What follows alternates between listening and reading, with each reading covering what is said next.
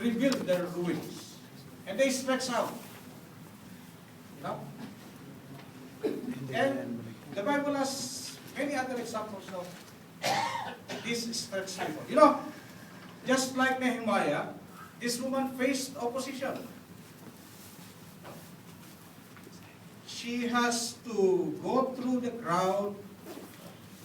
She has to barge in, and she has to touch the clothes of the Lord Jesus Christ.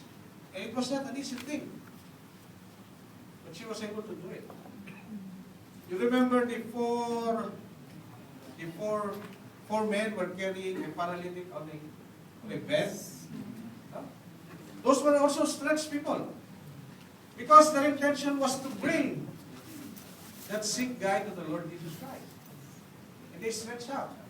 And there were oppositions.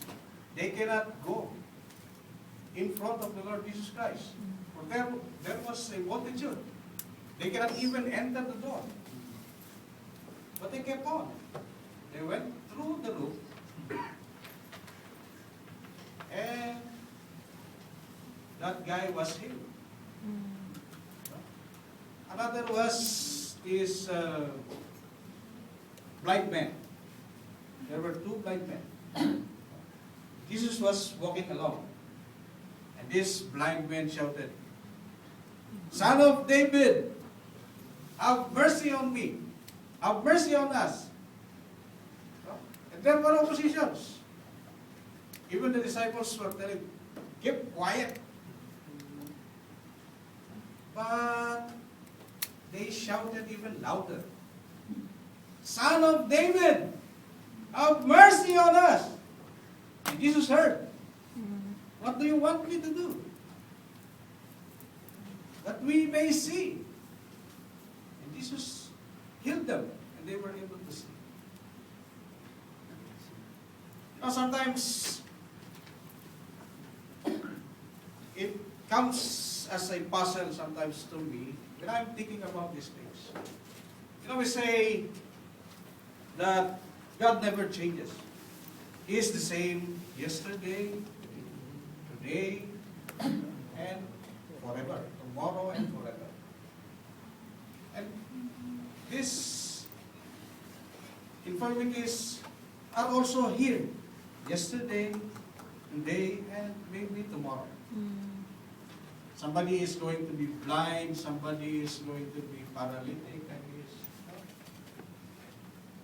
and the thing is, why can't we just shout like the blind man? Amen. "Jesus, Son of David, Jesus, Son of God, have mercy on me."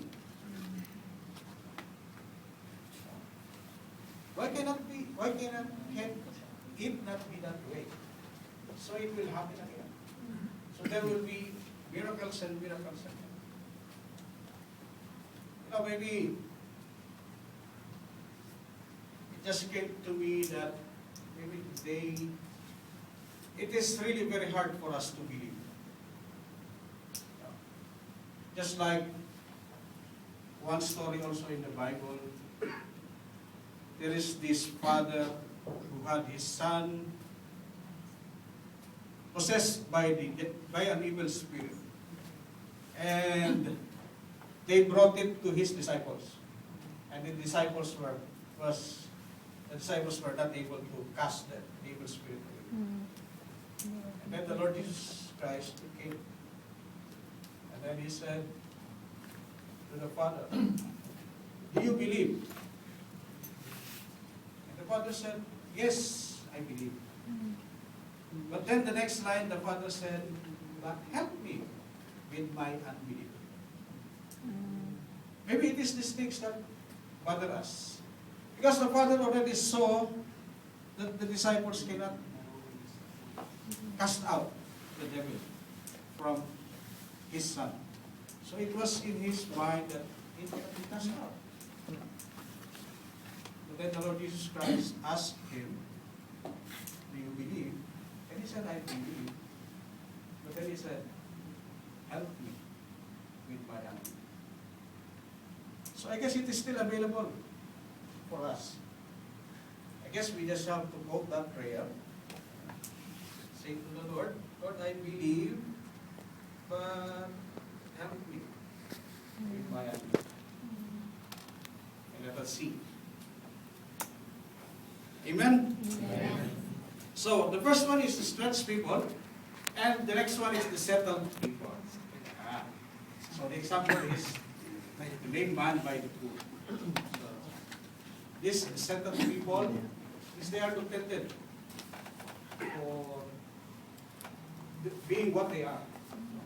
This layman was in the pool for 38 years.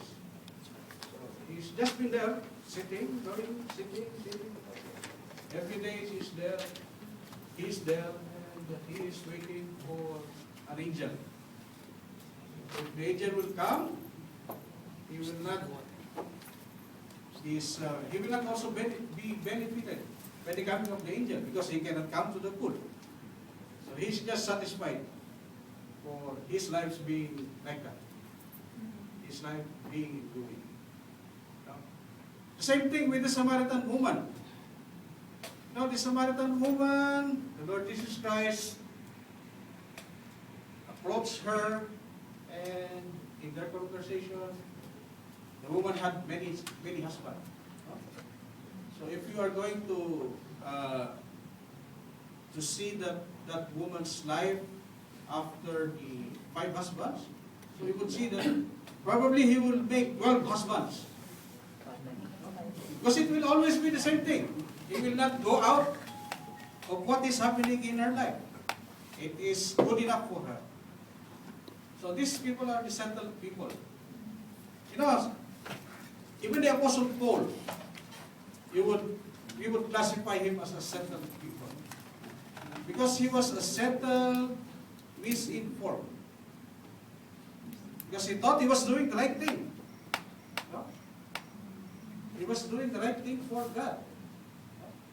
But his life is in ruin. And God engaged him. Even the Pharisees of that time, these are settled people. These are settled people who are informed, but whose heart are hardened. They don't want to change. They don't want to change.